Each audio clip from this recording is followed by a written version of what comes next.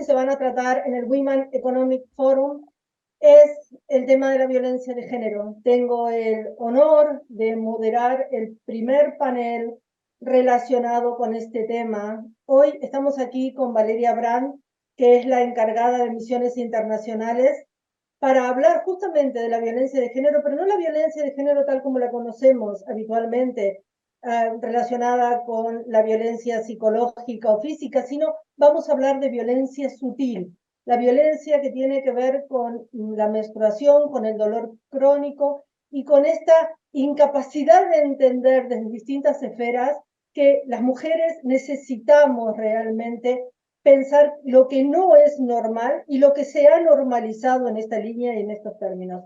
Valeria, te dejo la palabra. Muchas gracias, Nora. En efecto, continúo con tus palabras. Tanto niñas como mujeres y en general las personas menstruantes temen muchas veces participar en actividades escolares, deportivas o ser parte de la vida pública justamente porque tienen estas molestias, estos dolores que muchas veces están invisibilizados, ¿ya? Obviamente esto les va a afectar en toda su vida cotidiana, tanto en la vida escolar, la parte laboral, y todo esto va a limitar también el potencial de estas niñas, mujeres y personas menstruantes y por lo tanto peligra también su condición humana, su libertad humana. Las consecuencias de la violencia hacia la mujer son, sabemos, psicológicamente muy negativas. Lo mismo pasa cuando tenemos estas consecuencias en la salud sexual y reproductiva. Es por ello que además, citando a la ONU en un artículo del año 2020, sabemos que los obstáculos relacionados con la menstruación en la escuela, el trabajo, los servicios de salud y las actividades públicas también perpetúan las desigualdades de género y es eso de lo que queremos conversar este día con el doctor Francisco Carmona, a quien tenemos el honor de presentar el día de hoy y contar con su presencia en forma virtual. Él está en Barcelona y hoy día lo que vamos a hacer es conversar sobre el dolor crónico, con el que viven muchas mujeres, un dolor que a menudo se vive en silencio, por el cual muchas mujeres en todo el mundo son incluso estigmatizadas. Para partir y para darle el paso al doctor Carmona no puedo dejar de presentarlo. El doctor Carmona es jefe del servicio de ginecología del Hospital Clínic de Barcelona y acaba de ser elegido presidente de la Society of Endometriosis and Uterine Disorders, a ver si lo dije bien. El Muy doctor bien, muy también, bien. gracias, es una eminencia en ginecología y obstetricia a nivel internacional y cuenta con más de 30 años de experiencia en la profesión y una extensa formación en distintos campos de especialidad, en concreto, como por ejemplo, disfunciones del suelo pélvico, endometriosis, laparoscopía, cirugía ginecológica de alta complejidad y además ha sido pionero en varias técnicas e intervenciones tanto a nivel nacional como internacional. Doctor Carmona es jefe del servicio de ginecología actualmente del Hospital Clínic de Barcelona, dijimos, y director médico y científico del Women's CD, unidad que ha fundado recientemente junto con el doctor Damián Dessau y un equipo de ginecólogos de primer nivel. Le damos la bienvenida, doctor, y tengo que hacerle la primera pregunta. Ninguna enfermedad quizás refleja más normalización del dolor en las mujeres y personas menstruantes como la endometriosis. ¿Puede explicarnos, doctor, en concreto qué es la endometriosis y cómo nos afecta? Primero de todo, Valeria, Nora, muchísimas gracias por invitarme y por darme la oportunidad de participar en este foro, que yo creo que es una iniciativa maravillosa y que intenta, ¿no?, ayudar de alguna manera a tantas y tantas mujeres. ¿Qué es la endometriosis? Pues la endometriosis es una enfermedad que afecta a muchísimas mujeres, a 1 de cada 10.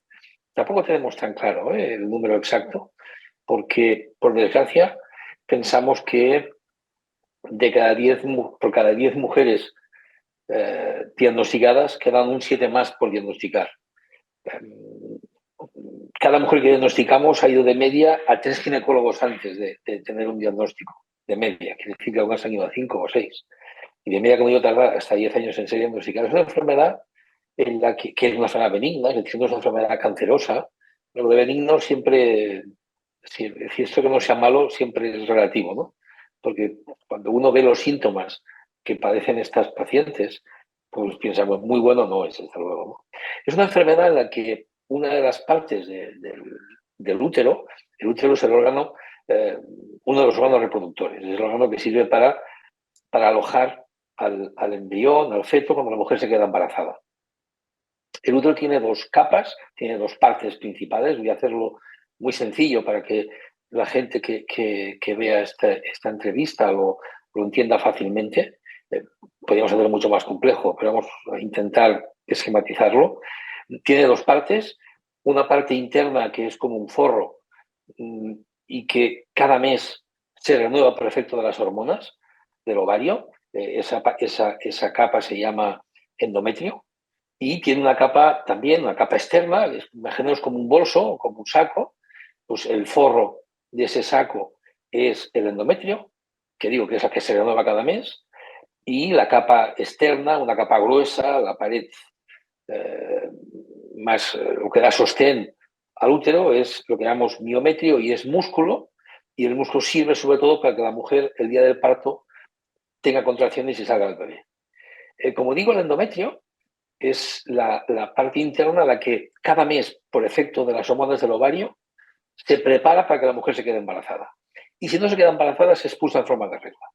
Pues bien, la endometriosis, por motivos que no acertamos a entender demasiado bien, tenemos teorías, tenemos cosas, pero no, la verdad es que no lo sabemos exactamente el por qué. Esa capa interna, además de estar donde le toca, en el interior del útero, aparece fuera de su lugar. Aparece en otras partes del cuerpo, generalmente en la pelvis, generalmente muy cerca del útero, en los ovarios, en los ligamentos que sostienen al útero. Y esos focos, ese tejido endometrial que está afuera, que no está en su sitio, es un tejido endometrial normal. Es decir, cuando el endometrio que sí está en su sitio se prepara para que la mujer se quede embarazada, el que no está en su sitio, que es el endometrio normal, también se prepara para que la mujer se quede embarazada. Porque las hormonas del ovario circulan por la sangre y llegan a todo el cuerpo. Y también hace que ese endometrio fuera de lugar se prepare. Y cuando la mujer tiene la regla, ese endometrio que está fuera de su lugar también tiene una regla, también tiene un sangrado que no es muy abundante, pero que es suficiente para que la mujer tenga unos dolores terribles, muy intensos, muy intensos. He dicho antes que de media se darán 10 años en ser diagnosticadas las mujeres. Imaginaros 10 años con un dolor que al principio es con la regla, pero que después, a medida, porque ese tejido que está fuera de lugar va creciendo, se va extendiendo. Cuesta mucho de ver por ecografía al principio, si no estás entrenado cuesta mucho de ver, y cada vez más ese dolor se va haciendo más intenso. Y más intenso significa más dolor y significa más días. Y significa que ya no solo con la regla, significa que se puede hacer con la ovulación. Significa que se puede experimentar un dolor también muy intenso con las relaciones sexuales, con la penetración, a veces incluso con el orgasmo, a veces incluso con la excitación sexual. Ese tejido que va creciendo puede afectar a otros órganos como el intestino. Entonces la mujer tendrá dolor al defecar. Esa sangre que sale de esos focos de endometrio fuera del lugar, al final la sangre, Valeria, es pegajosa, ¿no? Tú te haces una y le pones una gasa en la mano y esa gasa se queda pegada. Pues bien, ese pegamento de la sangre hace que muchas veces haya adherencias. El intestino se pega a esos focos de endometrio, el ovario se pega a esos focos de endometrio que están fuera del lugar. Todo eso contribuye a que cada vez la mujer tenga más dolor. Y al final el dolor se convierte en algo crónico, en algo que está presente y que muchas veces se convierte ya incluso en la misma enfermedad. Es decir, que ya explicaremos una serie de mecanismos que pueden perpetuar el dolor y hacer que, aunque tú trates de manera adecuada a la paciente, la mujer siga teniendo dolor, a pesar de que, claro, lo cual es terrible. Un síntoma principal es el dolor, pero como os podéis imaginar, también se afecta la capacidad reproductora de la mujer.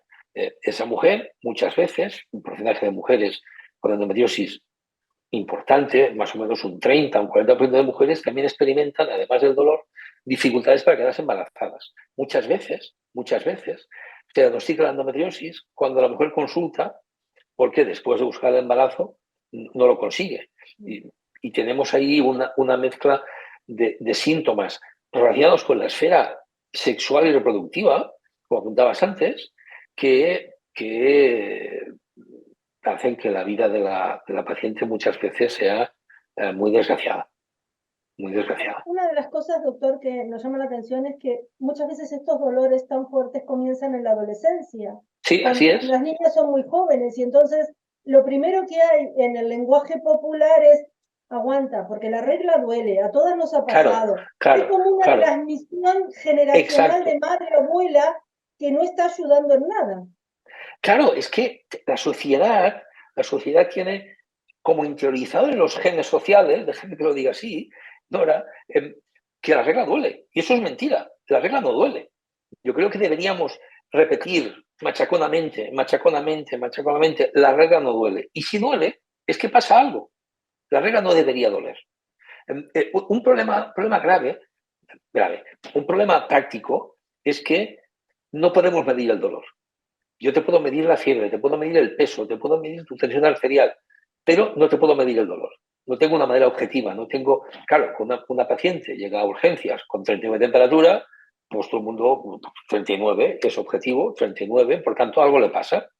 Con el dolor no tengo una máquina de medir el dolor. Tengo que creer a la paciente. Si yo estoy interiorizado como médico miembro de la sociedad, aquí no quiero tampoco culpabilizar, igual tienen más culpa los médicos y los sanitarios, pero en general la sociedad acepta que el dolor de regla es normal. Y es mentira, el dolor de regla es anormal, no debía doler. Si utilizásemos una escala subjetiva, pero que nos es muy útil, si preguntamos a la mujer entre 0, no te duele nada, y 10, es el peor dolor que tú puedes imaginar, ¿dónde te pondrías? Cuando una mujer nos dice 4 o más, debemos considerarlo anormal. 3, hasta 3, los médicos consideramos que eso es una molestia leve. La molestia que puedes tener, lógicamente, ¿no? A veces incluso una digestión pesada te da alguna molestia. Bueno, pues hasta 3 lo aceptamos como válido. Pero 4 o más es un dolor anormal que debe ser investigado. Y eso es lo que debemos explicar a las niñas, a las niñas y a los niños, a todas las personas. El dolor de regla no es normal. Y cuando una compañía de trabajo no viene a trabajar porque tiene la regla, pues no es que se afloja, no es que tenga mucha cara dura, es que le pasa algo y eso habría que investigarlo. Y los médicos deberíamos ser los primeros los sanitarios debemos ser los primeros en transmitir esa idea. La endometriosis tiene, como decía antes, no sabemos por qué se produce, no sabemos cuál es la causa última, pero sabemos que hay un componente genético muy claro. No es una enfermedad hereditaria en el sentido de que la tiene tu madre, la tienes tú, pero hay un conjunto de genes que favorecen que una persona tenga endometriosis. Lógicamente esos genes vienen de tus padres, con lo cual hay familias en las que muchas mujeres de la familia tienen endometriosis. Y bueno, pues como tu abuela ya le pasaba, a tu madre le pasaba y a ti te pasa, a tu tía le pasa, pues eso es normal. Y hay que luchar contra eso. Yo os agradezco muchísimo esta oportunidad de repetir, ¿no? De poder decir de nuevo en público, la regla no duele y si duele, investiguemos. Investiguemos porque algo pasa. Doctor, y si esto hay que investigarlo y sabemos ya, por las palabras que usted nos ha dicho, que esto no debiera doler, entonces, ¿qué es lo que debieran hacer las niñas, las personas, las mujeres? Sobre todo yo digo las adolescentes que a veces están partiendo con esto y es tan natural, como dice Nora, como dice usted, que esto duele y aguanta y ya y está y toma algo para el dolor. ¿Qué es lo que deben hacer? ¿Cómo se diagnostica realmente la enfermedad? Hoy en día somos capaces de diagnosticar la endometriosis mediante una ecografía. Es verdad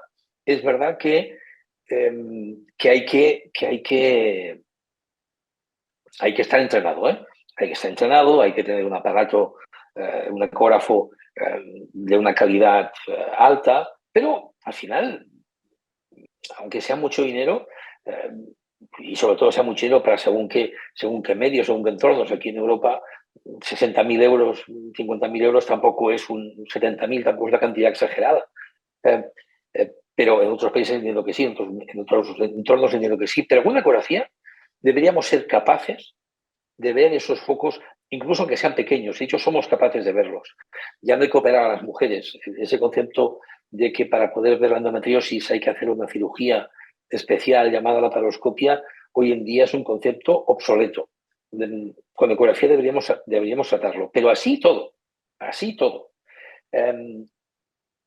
Aunque no podamos verlo en ecografía, todas las sociedades internacionales, SEUT, la que yo presido, pero la Sociedad Europea de Fertilidad, la Sociedad Americana de Fertilidad, el Colegio Americano de Obstetras y Ginecólogos, todas las grandes sociedades internacionales entienden que cuando una mujer tiene un dolor de, perdonad que me haya encendido la luz, me giro y así no molesta tanto él. Cuando todas las grandes sociedades, que digo, coinciden en que cuando una mujer tiene un dolor de regla muy intenso, una manera indirecta de hacer el diagnóstico es dar tratamiento hormonal, que es el tratamiento que tenemos hoy en día a nuestro alcance para la endometriosis y las enfermedades relacionadas con la endometriosis, y si la mujer responde, el diagnóstico de manera empírica es endometriosis y tampoco hace falta hacer una laparoscopia. Es decir, que el concepto yo creo que es, la regla no duele, y si duele pasa algo, y si no ves nada porque no tienes entrenamiento, no tienes los medios, haz un tratamiento empírico y si la respuesta a la paciente es de mejoría, sospecha la endometriosis. Y aunque no puedas decir a la paciente con seguridad tienes endometriosis, el diagnóstico de sospecha en medicina también está bien establecido, también lo utilizamos. Es decir, que hay que ser, sobre todo, sensibles con el dolor. Cuando usted dice, doctor, ser sensibles con el dolor, seguramente también Valeria tendrá en su mente cuando éramos jóvenes, íbamos a las clases de gimnasia en el colegio. Nora, cuando éramos más jóvenes. Tienes razón, perdón, tienes razón, doctor. Cuando éramos más jóvenes, íbamos a las clases de gimnasia en el colegio y entonces si había dolor de menstruación de regla y quedabas a un lado, te sentabas porque no podías, todos los compañeros te miraban mal. Te miraban. El profesor de educación física o la profesora venía y te decía, pero eso no es nada, corre, que puedes hacerlo. Entonces yo me pregunto, y aquí tiro, a mí que me gusta un poco mover mentes y mover proyectos y movilizar a la gente, escuchando al doctor Carmona, lo que me da muchas ganas es de decir, ¿por qué en todos los ambulatorios, por ejemplo, aquí donde yo vivo, donde vive el doctor, pero también en Latinoamérica, también desde el Women Economic Forum, ¿por qué no incitamos a poner carteles en todos los sitios? Así como era dejar de fumar, porque usted se está tragando un montón de porquería. ¿Por qué no ponemos carteles en todos los sitios donde se diga realmente que si a una mujer, a una niña, a un adolescente, a una mujer de mediana edad, a cualquiera, le duele de 1 a 10, de 4 para arriba, la zona pélvica, le duelen los ovarios, esto no es normal. Yo creo que si nos han enseñado a que no era bueno fumar con todo el marketing que había, si nos han enseñado que beber es una porquería, con perdón de la expresión que no viene a cuento, pero me parece importante decirlo, ¿por qué no cuidar realmente esta parte y esta faceta? Porque cuanto más silenciamos, cuanto más callamos, cuanto más personas se callan, mayor es la violencia de género sutil que están sufriendo generación tras generación, con lo cual, y ahí termino, madres y abuelas siguen transmitiendo que con la bolsita de agua caliente se cura. Exacto. Y yo, déjame que también me gusta mucho remover conciencias y escandalizar. Imaginemos que ese dolor de ovarios fuese un dolor testicular que sufriésemos los hombres cada 25, cada 28 días, cada 30 días, tuviésemos 3 días, 4 días al mes de dolor testicular que nos impidiera a salir de casa, nos impidiera hacer gimnasia. Yo me pregunto qué pasaría. ¿Cuántos de nosotros y cuántas personas de la sociedad en general, no solo los hombres, lo aceptarían como normal? Estoy absolutamente de acuerdo en cómo lo has explicado al principio, Nora. Es una violencia sutil, que es el peor tipo de violencia, es que consideramos que no es violencia y aceptamos que las niñas pues se queden en casa y encima las miramos mal cuando no van al cole porque tienen la regla. O miramos mal a nuestra compañera de trabajo porque no vienen porque tienen la regla. Y os explico una anécdota que me parece muy ilustrativa y absolutamente denigrante, ¿no? para la persona que sufrió. Un día, hace unos años, intenté hacer una app para ayudar a las mujeres a diagnosticar la endometriosis, a llevar un control de su ciclo. Y contacté con una empresa que, bueno, que hacía apps. Y de pronto me pareció muy interesante, me vino a visitar el CEO de la empresa, porque le parecía una cosa súper, un doctor, me dice, tal. Yo además la endometriosis, me dice, yo la entiendo muy bien, yo la conozco muy bien. Tuve una novia que tenía endometriosis, siempre estaba enferma, y la tuve que dejar. Claro, cuando me dijo aquello, o sea, tenía siempre dolor y la tuve que dejar, porque claro, o sea, por Dios. Y lo dijo como una cosa de lo más normal del mundo, como lo más natural, estaba absolutamente asumido. Es que me parece, claro, por supuesto no hicimos rap con aquel señor, ¿eh? Señor por llamar de alguna manera. Es violencia estructural contra las mujeres y que debemos luchar pues, de esta manera. Nosotros aquí en eso que tú decías, Nora, en Cataluña hemos intentado y seguimos insistiendo con la Consejería de Sanidad y el Departamento de Salud en el sentido de hacer eso, poner en los, en los ambulatorios la regla no duele y si duele hay que investigar. Ir a los colegios, ir a los colegios a las criaturas de secundaria, ¿no? A las clases de secundaria, al segundo de la ESO, al primero, al tercero de la ESO, y explicar la regla, hablar de la regla es un tabú. La regla es un Esto tabú. que te ¿Cuántas digo, niñas? y seguramente Valeria estará de acuerdo, y resetear la educación sexual. Porque en la Claro, educación sexual claro. se sigue hablando de no quedar embarazado, de la pastilla anticonceptiva, bla, bla, bla, y sigue sutilmente silenciado el dolor de niñas que las ves caminando por la... Yo las veo a veces, que dicen, ah, se me ve, me he manchado, me duele, quiero decir, Claro, acabas de tocar otro punto también muy importante. Hablamos del dolor y hemos conseguido, de alguna manera, sensibilizar, ¿no? a las mujeres en relación al dolor. Ya se empieza a hablar de vosotras mismas, ¿no? Este foro. Pero ahí el sangrado excesivo es otro problema que, fíjate cómo es lo que llamamos la violencia sutil. No hay diferencias biológicas entre el hombre y la mujer en el sentido de que uno necesite más oxígeno que otro, que uno necesita más hemoglobina que otro. Hombres y mujeres ahí somos lo mismo. No hay diferencias biológicas en eso. Pero en la Facultad de Medicina seguimos enseñando hasta hace muy poco, y muchas facultades siguen enseñando que los valores de hemoglobina normales son más bajos en la mujer que en el hombre. Mentira, son más frecuentes los valores bajos, pero no por eso significa que biológicamente sea normal. Entonces lo tenemos asumido como lo normal. Las mujeres van faltas de hierro, les falta hierro y el hierro es muy importante no solo para transportar oxígeno a los tejidos, sino para tener una capacidad intelectual normal, una capacidad de raciocinio normal. Las mujeres tienen una niebla mental muchas veces cuando están faltas de hierro. Les cuesta, están más irritables, están más cansadas, les cuesta llegar a sus actividades diarias, sean estas las que sean. Eh, y no hablamos del sangrado. Y, Es, lo que usted dice es tan cierto, porque la verdad es que lo que hemos conversado durante todo este tiempo de entrevista finalmente es esta normalización, esta violencia sutil, como le llamó Nora. Y a mí en realidad me preocupa bastante porque hoy día, por lo menos acá en Latinoamérica, se ve cada vez menstruaciones más precoces en los niños. O sea, niños que están teniendo sí, así problemas es. a los 9 años, 8 o 9 años inclusive. Entonces, Uh-huh. son niños que están todavía, son niñas que aún están jugando. Entonces, ¿cómo nosotros perpetuamos finalmente esta violencia al minimizar un dolor que para ellas, ya para uno adulto, es algo que no es normal y que uno ya está acostumbrado a que debe aguantar? ¿Cómo uno le puede traspasar eso a un niño? Y sobre eso mismo es la educación, es la intervención de los espacios, como decía Nora. Pero hay algo que usted tocó que no puedo dejar de no mencionar porque es el área en la que yo también me manejo, que es el área de salud digital.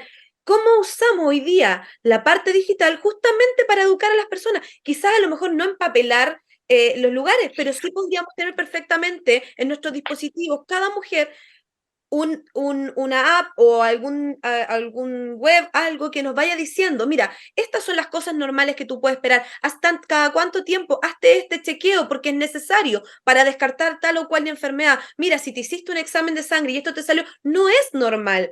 Entonces, ¿Cómo, Claro, por qué no usar estas herramientas que hoy día tenemos y que post pandemia además se han vuelto mucho más de moda? ¿Por qué no usarlas justamente para disminuir este tipo de violencia? Porque es un tipo de violencia.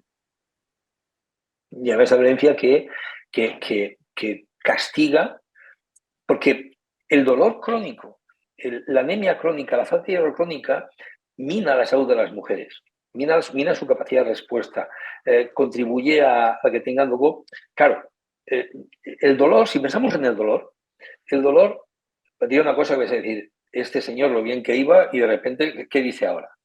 El dolor no existe como tal. El dolor es solo una sensación que tú no puedes ver, no puedes, es una sensación que siente una persona. Igual que el amor, igual que la amistad, es algo que tú sientes. Pero es algo realmente que cuando tú miras y rascas, ves que ahí hay toda una serie de mecanismos biológicos que tienes receptores específicos en las terminaciones nerviosas para estímulos, para notar estímulos potencialmente peligrosos. Hay vías nerviosas especiales para esa sensación de dolor, esa sensación potencialmente peligrosa que llega al cerebro, que la llevan al cerebro. En el cerebro hay neuronas específicas que se encargan de esto, reciben esa señal, la procesan e informan al individuo que está pasando algo peligroso para que, por ejemplo, si tiene la mano del fuego, la aparte. Cuando esos estímulos nerviosos, que al final es sodio y potasio, neurotransmisores, moléculas, ese estímulo y esa señal constante de peligro se repite y se repite y se repite y no se hace nada por evitarla, por evitar, ¿no? Porque deje de producirse el estímulo doloroso, para cortar ese estímulo doloroso, que es lo que pasa con esas mujeres durante años. Al final, las neuronas que se encargan de percibir y procesar esa señal enferman y empiezan a transmitir estímulos, sensaciones dolorosas de manera continua y como además contagian a los alrededor, esas pacientes acaban teniendo dolor en todo el cuerpo. Cualquier estímulo resulta doloroso y dices, ¿cómo puede ser si solo te he hecho una caricia? Pero eso les duele. Si el estímulo es doloroso, ya la respuesta es exageradísima. Y aunque no tengan estímulos, también tienen dolor. Con lo cual, pasamos de lo que es una enfermedad realmente neurológica, es decir, es porque las neuronas funcionan mal, y eso es neurología, no es otra cosa, pasamos a considerarlas locas. Y ahí aún más las sistematizamos. Porque, fíjate, esta no tiene nada, no, le hemos quitado los ovarios, le hemos quitado los... Claro, vamos a más soluciones realmente agresivas para las mujeres. Le quitamos los ovarios, le quitamos el útero, no, y le sigue doliendo, es imposible, se lo inventa. Está loca. Eso es ya la perpetuación de la violencia. Y hay que luchar contra eso. Y hay que hacer tratamiento lo más precozmente posible. Y hay que hacer educación para evitar que llegara a esos extremos que realmente son difíciles de tratar lo más rápidamente posible. Hay que insistir, insistir, insistir. A mí realmente me parece absolutamente interesante, estaría horas hablando con el doctor Carmona. Yo como cierre me gustaría decir que hay muchos sistemas de exclusión y de autoexclusión de las mujeres en la sociedad en que vivimos todavía. Muchas se aprenden por tradición y creo que aquí tenemos que empezar a informar para romper con tradición, porque una de las cosas que más estamos viendo y más están estudiando desde el punto de vista de cómo el ambiente impacta en las mujeres, en casi todas las culturas, no sé, no conozco ninguna que no, siempre es aguanta, que si duele son solo 5 días, 4 días, que luego tienes 20 para estar bien. Aguanta porque tal cosa, aguanta. Y mientras ese aguanta se va repitiendo a lo largo de los años, cada vez más mujeres se sienten excluidas, autoexcluidas, y con algo que empieza en la adolescencia, con la menarca, y es todo lo que tiene que ver con la sensación de estar sucias, es como una violencia tóxica a la que son sometidas muchas niñas, ¿no? Entonces creo que una de las cosas que yo también agradezco al equipo directivo de Women Economic Forum en este sentido es que haya aceptado realmente que pudiésemos hablar de esto, porque me parece que es el lugar ideal para que muchas mujeres dejen de sentir que son ellas el problema, en el trabajo, con los amigos, con la pareja, como padres, como deportistas. Gracias, doctor Carmona. Gracias, Valeria, gracias, Nora, porque yo creo que es a base de ese tipo de acciones, como pequeñas gotas, pero de manera continuada, como conseguiremos cambiar la percepción social sobre la menstruación. Hay que cambiar lo que decíais, no recuerdo cuál de las dos, cambiar la manera en cómo abordamos la educación de nuestros jóvenes y cómo abordamos el cambio social que es necesario en relación a esos temas, que es absolutamente, yo creo, urgente. Estamos ante una epidemia aquí en Cataluña. El otro día hubo un documental de la televisión catalana sobre, por ejemplo, la pornografía, el acceso a la pornografía de los jóvenes, cómo estamos enseñando, ¿no?, a estos jóvenes. Yo creo que debemos cambiarlo, y es con ese tipo de acciones como vamos a conseguir, poco a poco, por supuesto, pero vamos a conseguir modificarlo y a tener una población más sana desde el punto de vista sexual y reproductivo. Muchísimas gracias, doctor, por el tiempo. No, al contrario. Encantado. Cuando queráis contar conmigo, solo tenéis que decírmelo. Nora ya sabe que soy un hombre fácil. Yo enseguida digo que sí. Doctor Carmona, muchas gracias. Muchas gracias, muchas gracias.